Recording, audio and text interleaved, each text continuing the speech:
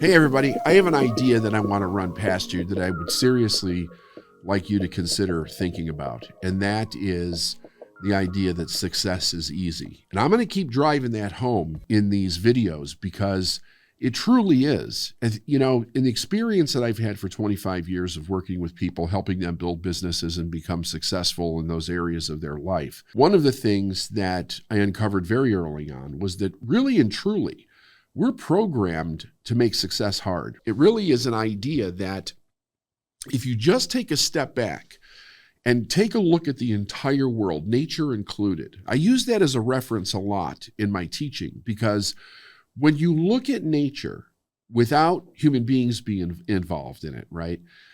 Nature doesn't struggle. Nature moves with a rhythm. It moves towards more life. It's not difficult, right? Kind of a funny little thing that I say is you don't see a squirrel sitting on your back fence worrying about where the nuts are going to come from or lined up to go to the psychiatrist's office or, you know, how many squirrels have you had to wait behind in a Walgreens or something to get Xanax because they were so concerned about their life or any other form of wildlife for that matter? Wildlife doesn't do that. What's interesting about that is that the average person would look at wildlife and probably go, yeah, there's an intelligence there for sure, but look at me. I have this amazing intellect and I've got a Harvard degree and I've done this and I've done that and I'm a CEO of this major corporation. And yet I'm stressed to the max and I'm not living my life the way that I want. What's the difference between animals and nature and human beings? Well, the first thing is that I think that the instinct and the intuition and the spiritual guidance inside of ourselves has always been there.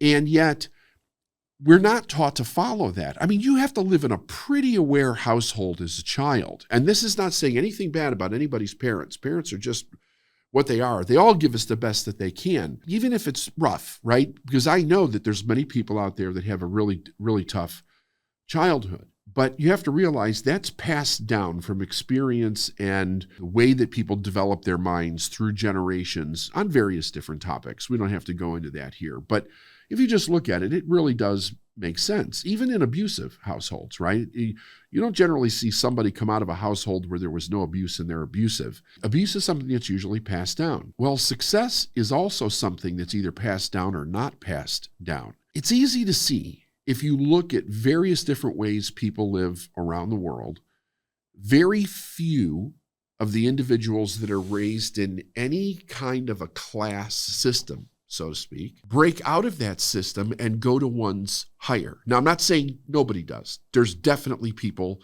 that do it, but it's not the majority. Of course, the world will tell you that that has to do with the IQ and how smart they are. And yet I've worked with many people that did not have a high IQ that have become multimillionaires based on doing some very simple things that seem to be a little outside of the range of what we normally accept as far as success goes. I want to run a few of those ideas past you, okay? So if it's true that we actually have a natural guidance inside of us, that we've come here to fulfill a purpose, like every other form of life on the planet is here to fulfill a purpose. That purpose existed before we got here. Our job, part of our job anyway, I would think as far as our lifetime goes, is to discover what that purpose is in us as an individual, not in other people, not looking around at your brother, your sister, your parents, somebody else in your neighborhood or your nation or whatever and going, this is what their purpose is. This is a personal journey just for you to discover your purpose, to find out what that actually is in your life, and then to begin to embrace it. Now, the idea that we've taught we have to work extremely hard and we have to be totally dedicated and focused and disciplined in order to be successful has some holes in it if you really start thinking about it.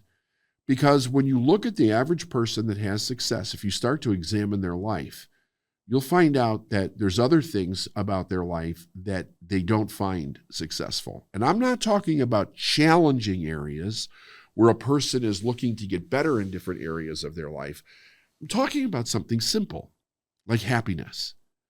Is a person really, truly happy? Do they spend their day doing what they love to do? Do they spend it with people that they love? Do they spend their time in the time that they're working being happy and joyful, and they feel like they're accomplishing something that's meant for them in that time frame. Well, some people do, but most people do not. Most people are doing a job that they tolerate with people that they tolerate, and they're living a life that is not what they would live if they actually had the money and the resources and the ability to do something completely different. In other words, a person has a tendency to go out and take the highest paying job that they can based on the skill set that they have, and they try to live a life within those means, which is extremely difficult, and it gets more difficult every day because the prices of things goes up, the wants for things goes up. Technology is constantly expanding, newer, better, So there's this internal peer pressure and societal pressure to keep up, to keep buying new things, to keep moving in a direction so that I feel successful on the inside. But are you truly happy with what you're doing? Because if you're not happy, then something's seriously wrong. I know that there's a lot of counter arguments out there that say that happiness is not what we should be doing. Happiness should come second. You're lucky if you're happy. I've heard all different kinds of perspectives on this.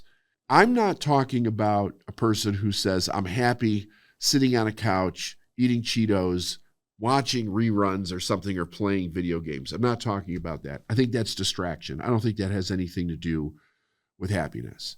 I think that we are here individually to do something very specific. And does it require work? Yep, it does require work. Does it require discipline? Yes, it requires discipline. Does it require focus? Yes, it requires focus. However, there's a difference between doing those things and wanting to do them, and doing those things because you have to, because it's the only way that you can survive. Just take one thing that you absolutely love to do. You're in your joy, you're in your bliss. Time seems to fly by.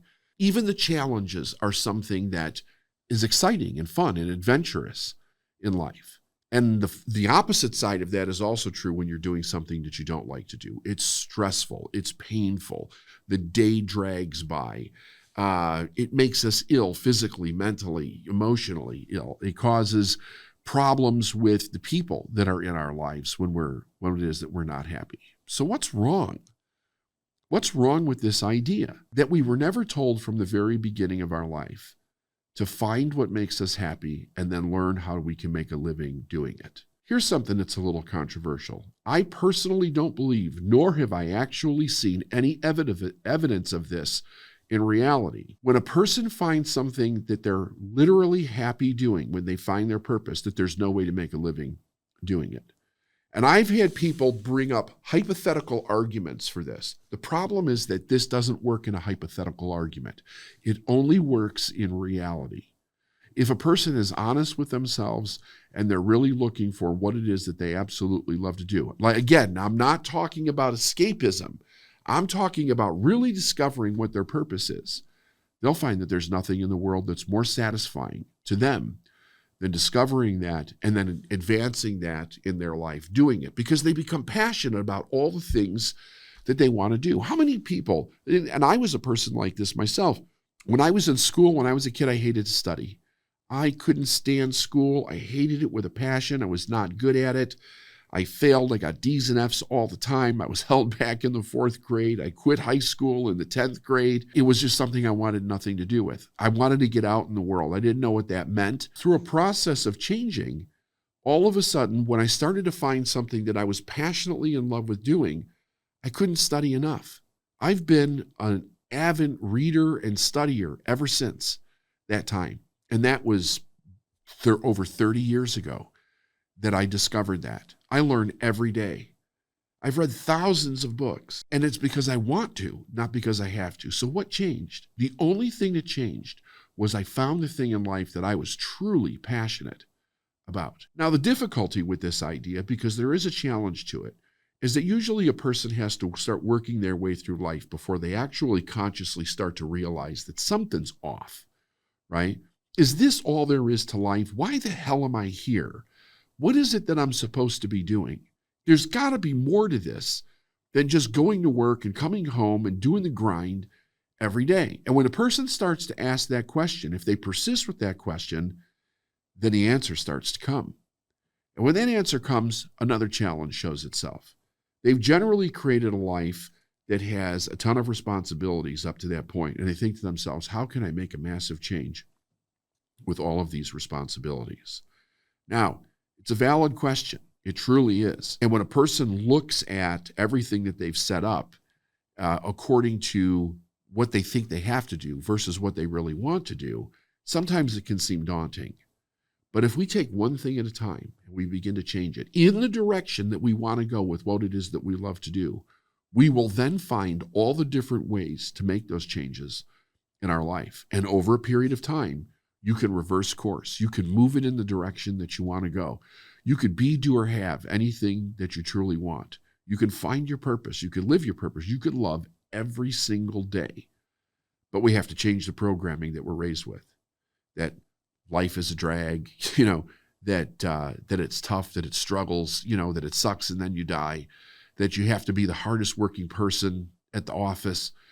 Like, these are crazy ideas, absolutely crazy, when we have the ability to make it so much easier. Success can truly be easy.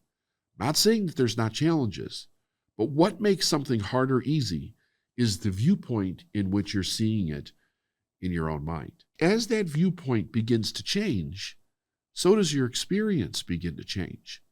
And you really can live a life that you love. Give this some serious thought. And if you know somebody that's struggling in their business or in their life, maybe pass this video on to them. And you can go through this process yourself and wake up and actually have an easy life that's magnificent beyond your wildest dreams. I'll see you next week.